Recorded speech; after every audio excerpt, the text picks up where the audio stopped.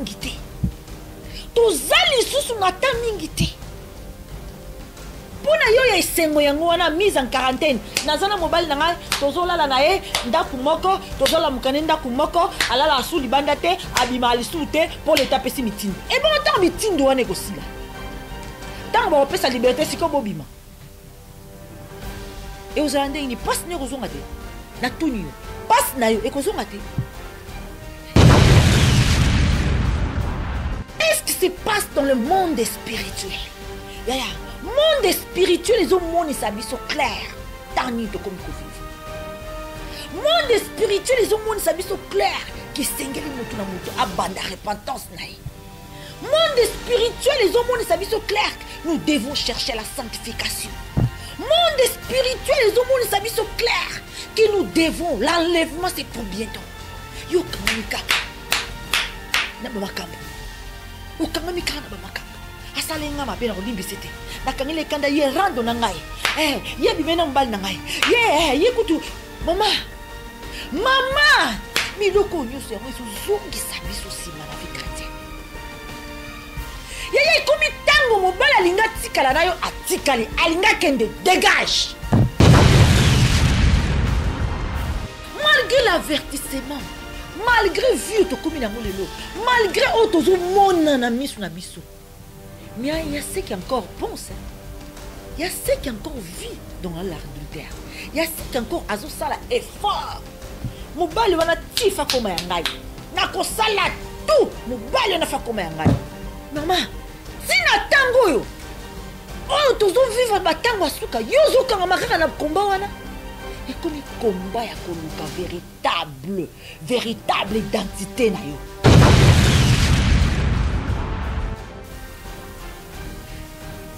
« 666 Corona correspond à 666. Est-ce que tu connais bien un hasard? Et ça hasard à la chiffre. Pourquoi Corona? Qu'est-ce qui se cache derrière Corona? Qu'est-ce que ça veut dire Corona? Pourquoi cette maladie tue autant de gens? Pourquoi cette maladie atteint le monde entier? Qui est derrière Corona? Ce sont des questions où les chrétiens se poser dans le temps.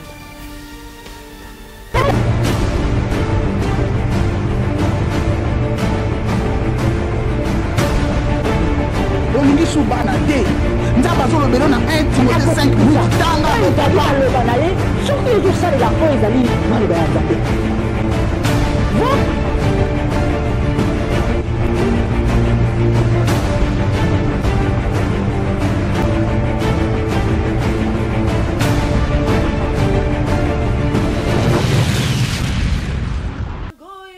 likambo na tango na yango e oyo tango na Yesu e tango yango yo e tango yango yo e likambo na tango na yango e baninga to ya na Yesu e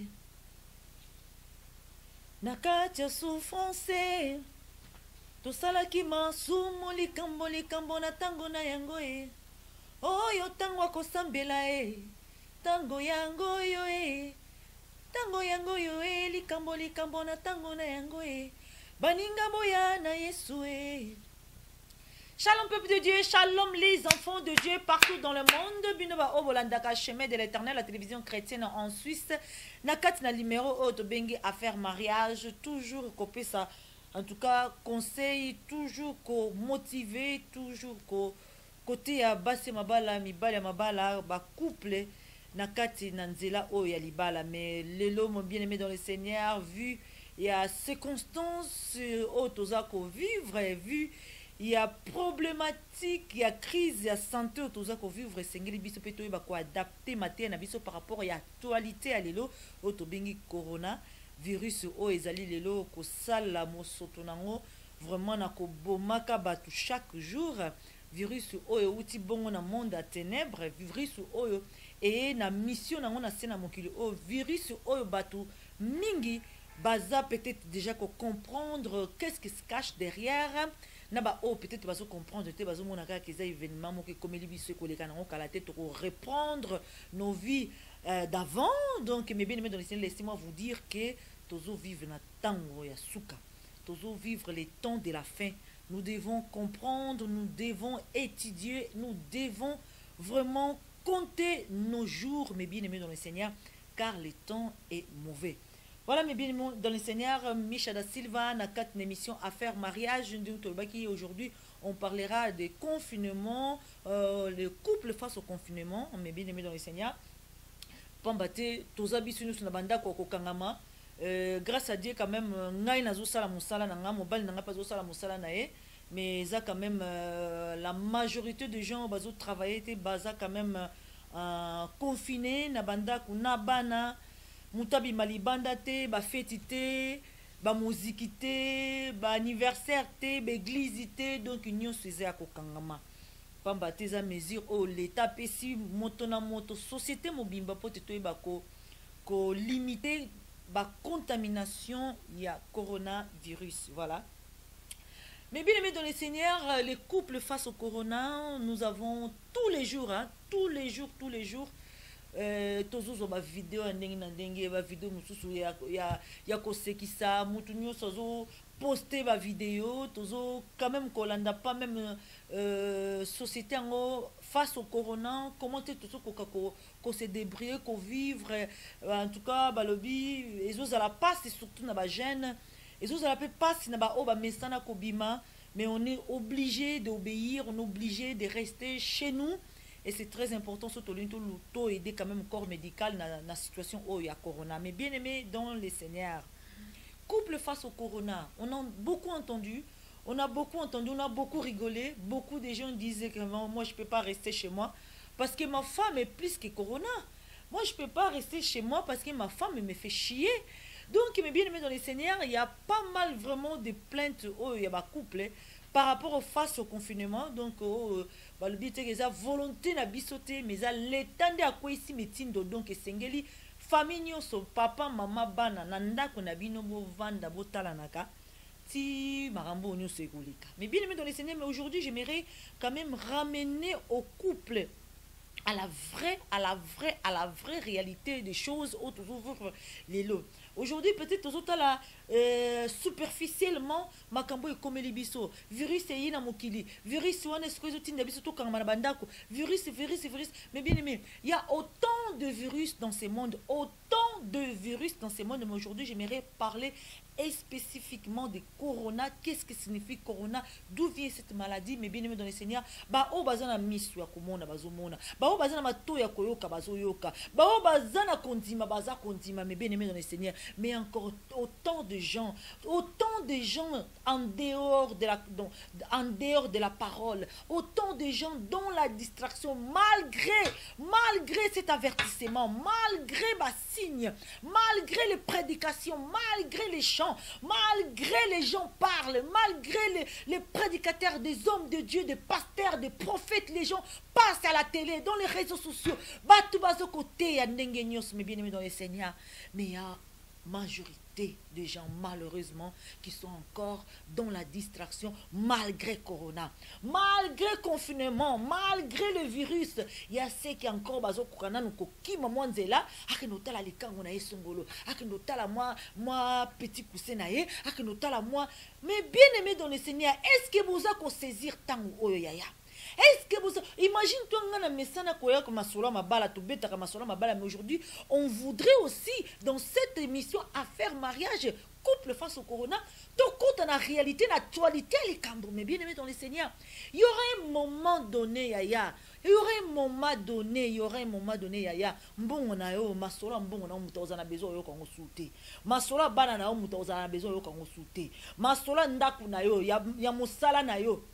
Il y a moi na yo, il y a mobali na yo, il y a petit ami na yo, il y a famille na yo, il y a origine na mutaoza, on a besoin que yo kangote. Ba projet na yo mutaoza na besoin que yo kangote. Les gens doivent comprendre comment à un moment où les gens vont chercher Seigneur. Nzambe ba kolukaye. Mais Bible peut aussi dire que tant on a souka tant boluka nzambe ozalati. Boluka Bible ozalati. Mais bien dans le Seigneur. C'est les moments Dieu nous parle, Dieu nous avertit. Mais bien aimé, Dieu nous avertit. Couple face au corona. Félicitations à ma couple oh ba mesana ko kanga bakanda milaye. Félicitations à ma couple oyo akoka ko limbisa moninga te lelo l'état tebino face à face 24/24 confinement jusqu'à point d'interrogation jusqu'à mokole aussi la tête donc face à face na kati na ndako bien dans le Seigneur. Je crois même qu'à ces moments de confinement, il y a des hommes qui ont préféré sortir à que na confinement na quelque part avant de na kuna zo benga raba na ndako boza bien et tout ça, mais à ligi cause d'un confinement na moi na été je suis sûr et certain qu'il y a encore des hommes pareils. Oh ya confinement na moi na ndako esimba te biso vina biso zaka koswana si on a ke kangamana ndako mo esimba te a préféré akenda hier. Mais bien aimé dans le Seigneur, il y en a aussi des couples, il y en a des couples pareils. Oh bazo vive confinement, mais j'aimerais aujourd'hui attirer votre regard. Nazo kapé mingi na ba réseaux sociaux ba bien. Ma bale ba congolais bongi zongi bo love zongi makasi ndenge l'état sali ke ba mibale ba bimali soute basi ba sepeli. Basi ba sepeli ba mibale ba vanda na ndako te ba comment vanda na ndako bolingwe mati. Mais bien aimé dans le Seigneur, jusqu'à quand? Est-ce qu'il y a un monde qui est important? Na minute vraiment. Est-ce qu'il y a un monde qui est important? Donc pour na yo ozo tala ta o tozo vivre te ozo compter ba jour non na sena moyo te pour na yo kake mobali akomi ko vanda na ndako mobali abibanga lisute le quoi l'état PC confinement donc yo pe donc tu te réjouis à ce moment-là parce que moi bimaso ezate donc esuki karawana sengo na yo. Donc, avantage na yo confinement wana ezaka wana mais bien aimé ozana kati na libungi. Ce qui pour na yo ta joie là, ta paix ozana ngwana eza parce que ba kangeli yo na mobile na bana place moko yango ne sengo na yo ya na ina tali so le loko les moments là eza moment ko se préoccuper te que ce qui mobile ko tikala ce qui mobile ko kende eza na moment ya ko talisa mis sur la bisoté et pas comment on va faire est-ce que mobile nanga ozala nanga na confinement oh bien akendaki ala linda koute yaya oh mobile nanga a préféré que ne ko sala confinement na makangu na azaku na makangu bakangani ndako mokuna ngakutu awa abenga kaka yaya est-ce qu'ils ont moment vraiment moment ils ont moment yo tala makambu na yo moment est-ce qu'ils ont moment ko tala problème na libala moment toza ko vivre. Est-ce que ils ont un moment qu'on lande la babakambouana? Est-ce qu'ils ont un moment qu'on lande à la qui wapi? Confinement a mise en quarantaine a passé en anda kwa nani? Est-ce qu'ils ont un moment? Est-ce qu'ils ont un moment qu'on tangue la eba air? Est-ce qu'ils ont un moment qu'on lande na sima soka bimi? Est-ce qu'ils ont un moment vraiment mais bien aimé dans le Seigneur na surtout na ba couple? Na surtout na ba oh non peut-être na moment où il y a confinement, bazo comprendre quel est le message de Dieu. Quel est le temps où tu as vivre dans ce moment où yaya? Est-ce que corona, ba virus est belé na makili, ba virus est belé, oh ba bengi corona, est-ce que oyebi signification nango, oyebi origine nango, et y na mokili on a biti nini? Qu'est-ce que le Seigneur nous parle mes bien-aimés? Yaya, tous as na temps wana te, temps où tu as vivre comme temps il y a repentance. Couple yaya na yo moto za na confinement na mobali na yo mais okangi le kanda olobi pona likambo songo la salaki pona soki likambo omonaki ba message na natel ou bien alalaki libanda avant-hier ou bien yaya yo moto za na confinement na ba colère wana est-ce que ça moment susu est-ce que ça moment yo en tant que chrétienne est-ce que ça moment ya ko kanga bakanda wana est-ce que ça moment na so bano yaya tanga to komi na tango ke chaque chrétien isengeli atanga ba jour na yo etikali na sena moyo oyo yaya to zali susu na tamingite to zali susu na tamingite pona yo ya esengo yango wana mise en quarantaine nazana mobile nanga tozolala na ye ndaku moko tozola mukane ndaku moko alala asu libanda te abima alisu te pour l'état pesi mitindo et bon tant mitindo wana ekosila tant ba opesa liberté siko bobima. Et aux Hollandais, ils passent na kozonga te. Na tunio.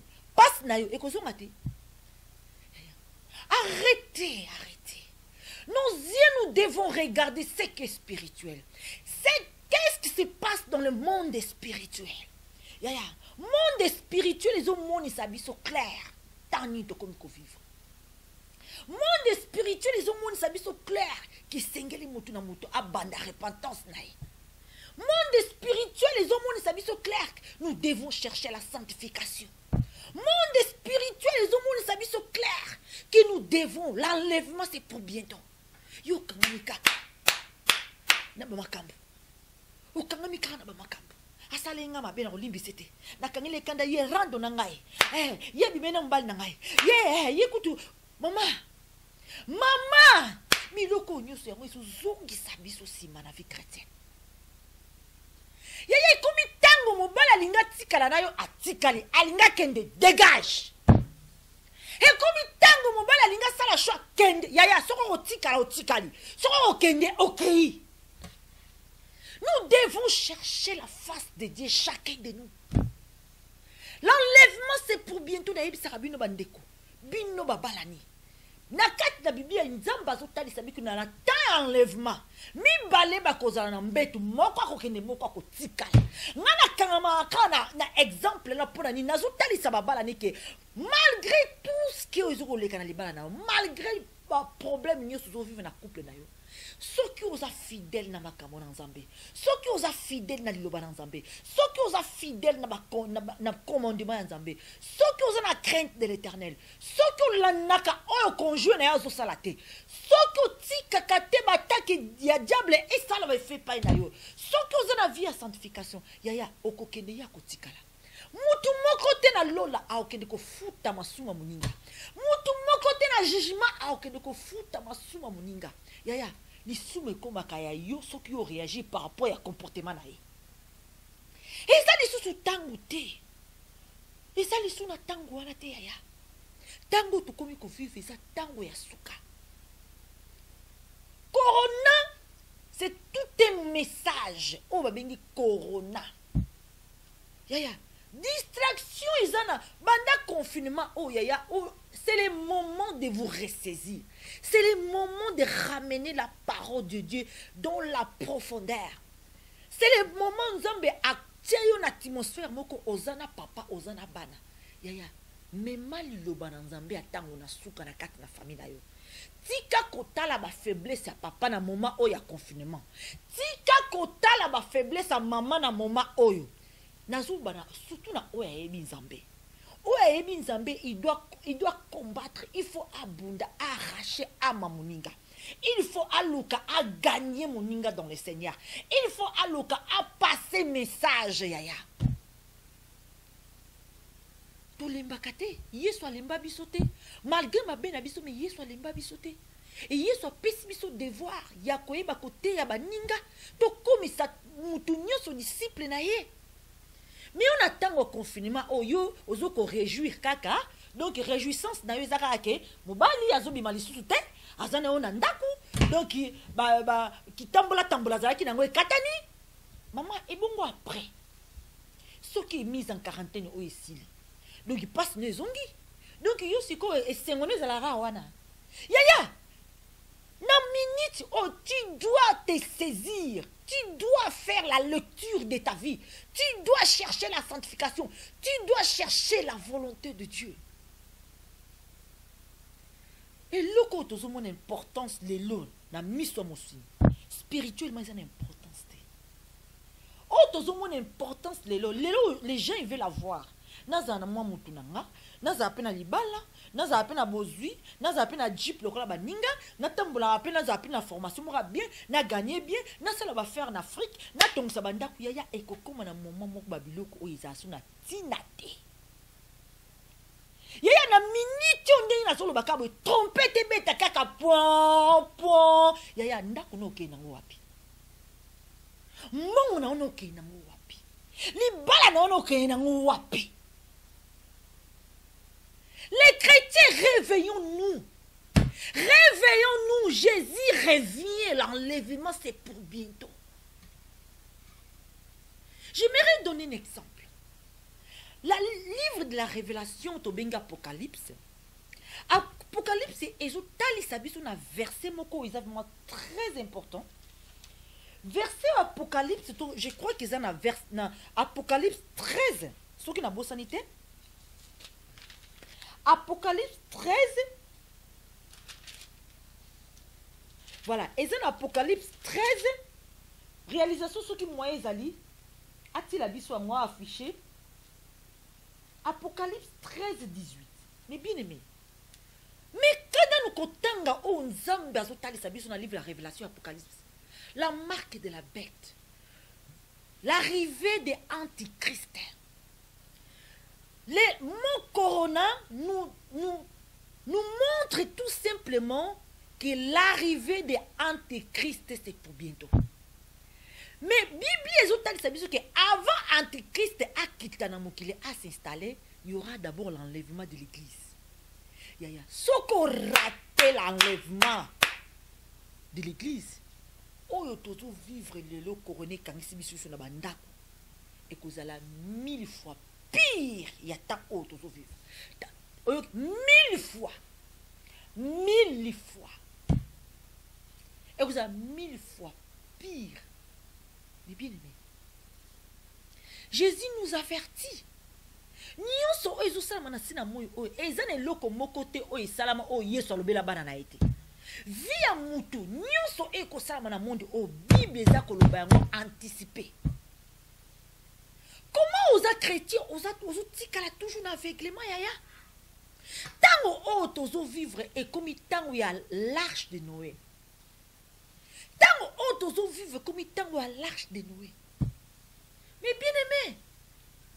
Mais bien aimé dans le Seigneur. Yaya, ozo kangama na ezali futilité.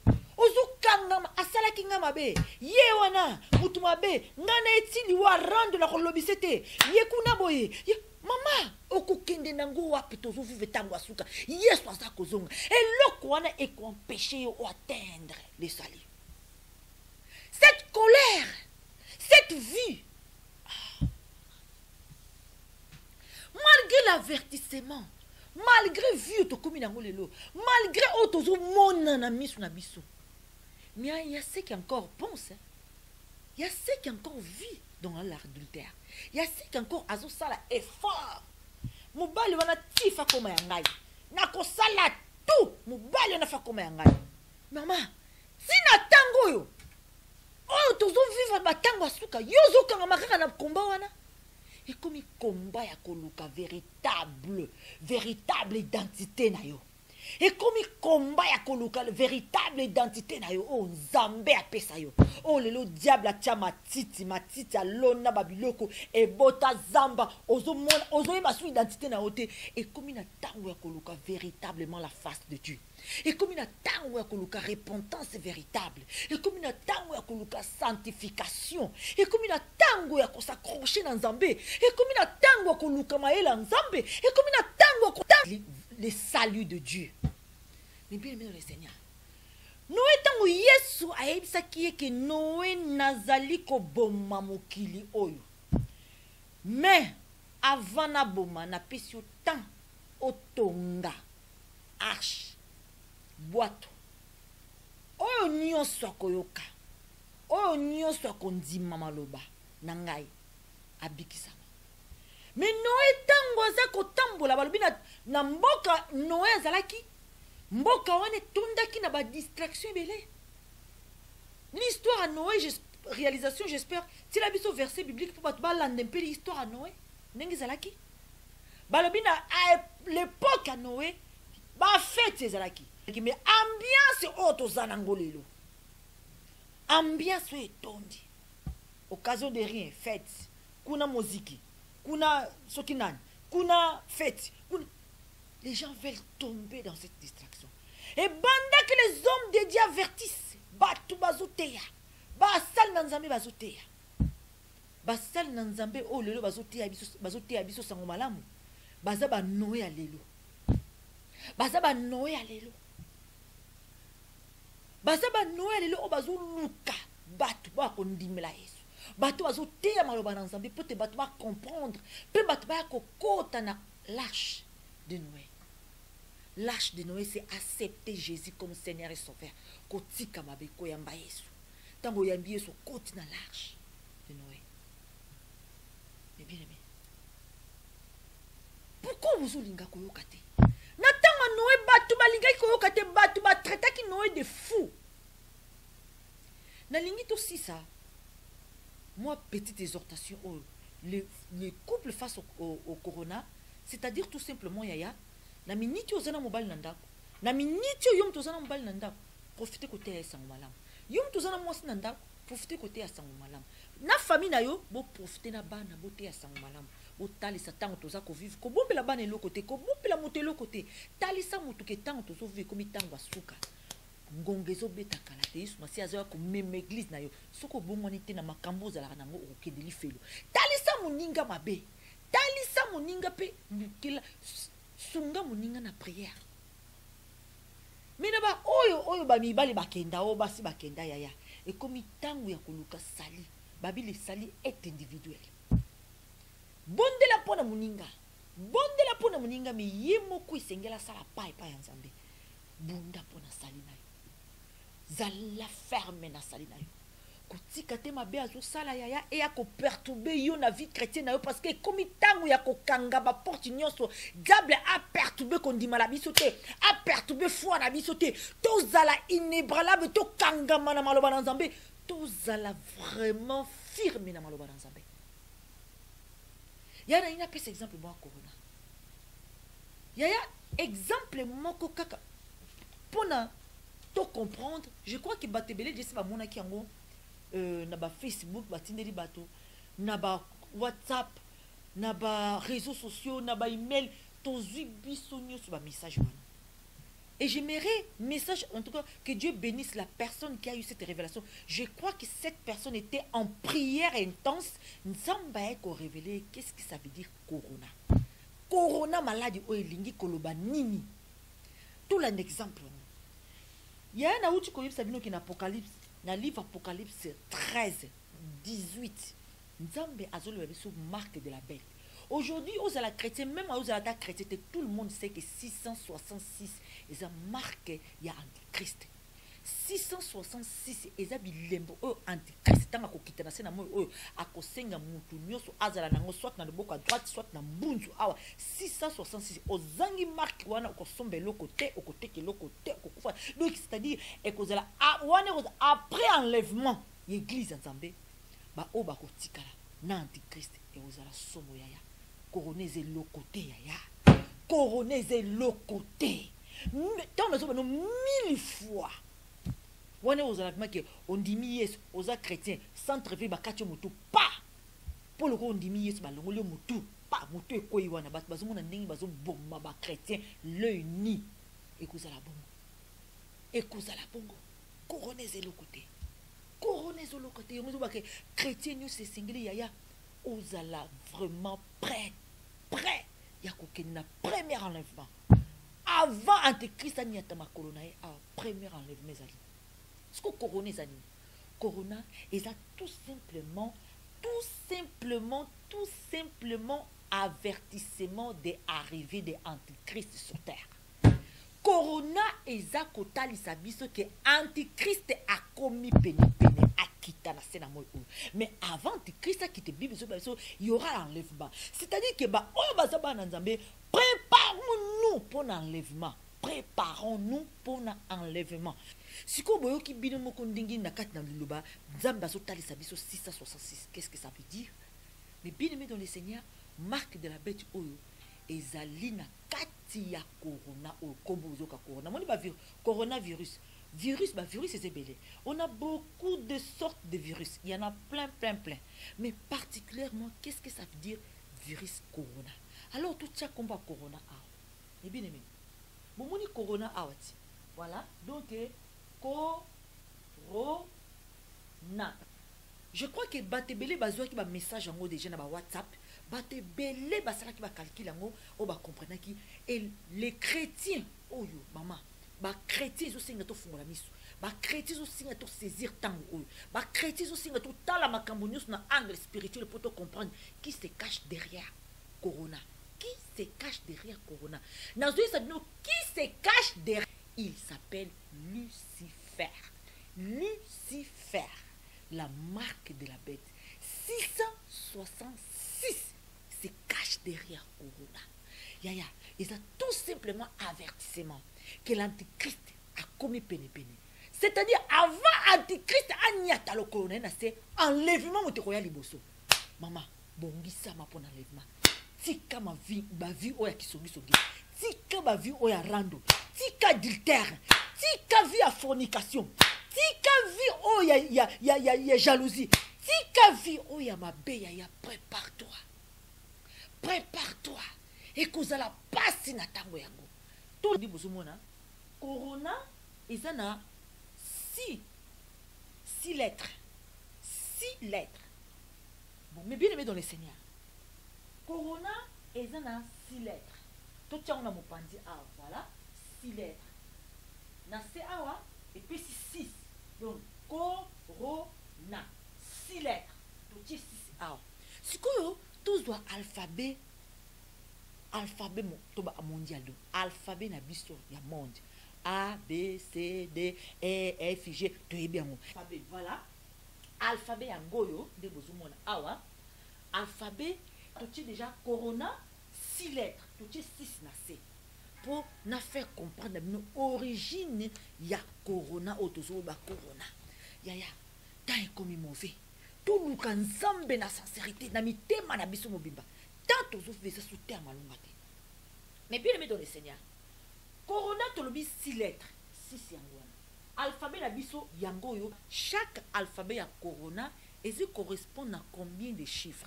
Tolobi alphabet la biso nyosto yangoyo. Sikoyo corona yangoyo. Kongo corona et ça na 6 lettres. Siko to banda na C oyo. To banda na lettre pour corona. To banda siko kotanga. Lettre corona. Chaque lettre et ça correspond à combien de chiffres. Chaque lettre correspond à combien de chiffres. Pour tout bêta calcul na souka nango, ce que vous pouvez savoir sur chiffre nini. Pour tout le babiso que corona et ça tout simplement Lucifer derrière corona 666 la marque de la bête. Voilà tout suite sur awa A B C. Yamona te na carte na chaque lettre correspond à un chiffre et un numéro, c'est-à-dire A et ça 1 B et ça 2, C et ça 3, D et ça 4, c'est-à-dire que 15 il soit O. Donc ça corona. Donc qui dit les sous N, et ça correspond à quel chiffre? 14, numéro 14. Donc si vous avez 1, 2, 3, 4, N et quoi pour tomber dans le numéro 14. Donc 14 awa, tout est A. Si vous corona A, et ça a combien? A est le numéro 1. Donc tout est 1 A. Tout ça la somme. Ça la somme, il y a eu tout ça dans somme. Mais quand ça la plus, surtout petit qualité news égale à combien? 66 plus 6 oyo, il y a corona, il y a les bossés, c'est combien?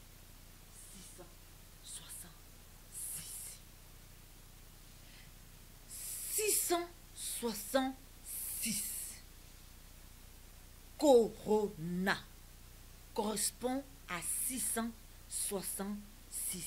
Est-ce que tu connais bien un hasard? Et ça, hasard à la chiffre. Pourquoi corona? Qu'est-ce qui se cache derrière corona? Qu'est-ce que ça veut dire corona? Pourquoi cette maladie tue autant de gens? Pourquoi cette maladie atteint le monde entier? Qui est derrière corona?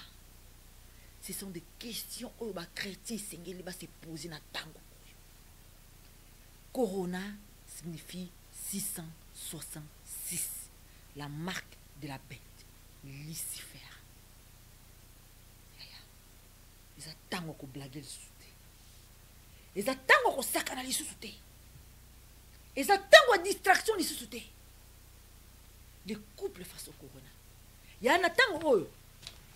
Na le bakou du teko, ya mon indeng. Lutte pour sauver ton homme, ta femme, tes enfants, pour te bakota nanzela li feluté.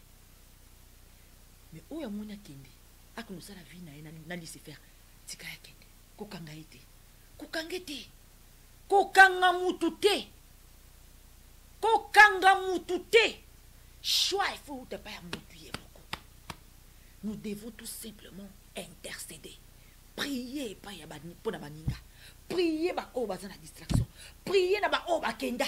prier na oyo alinga kende me kokanga ete yaya po ntango ekomi ya koluka nzambe ya solo ntango ekomi ya komarke pas devant l'éternel ntango ekomi ya koluka nzambe ya solo mpona bacouple yaya couple face au corona yaya kolandaka babilengi wana 5 minutes te mpo lelo oza na ye kolanda babilengi wana 5 minutes te ekomi ntango ya koluka véritable identité ekomi ntango ya koluka nzambe ekomi ntango ya kose repentir ekomi ntango ya koluka vie de sainteté.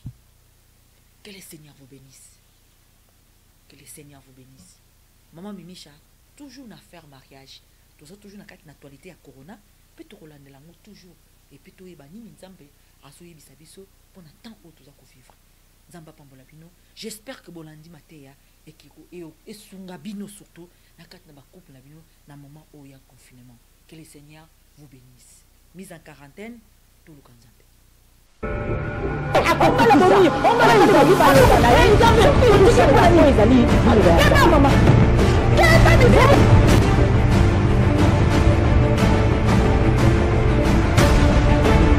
olingi subana te nzambe azolobela na 1 Timothée 5 tanga soki ezosalela mpo ezali maloba ya nzambe